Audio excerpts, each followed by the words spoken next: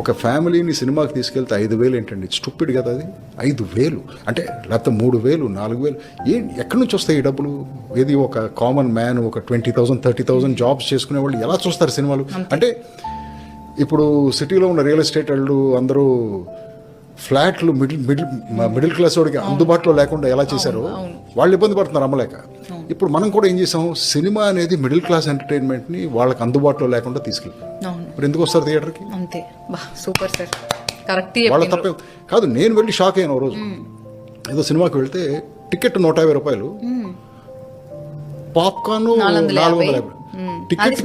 Ticket చిన్నది, టికెట్కి 3 రెట్లు ఏంటారా popcorn? అసలు చూడు, దాసుకో టైప్. కాకపోతే చాలా స్టూపిడ్, ఇది మాత్రం చాలా స్టూపిడ్.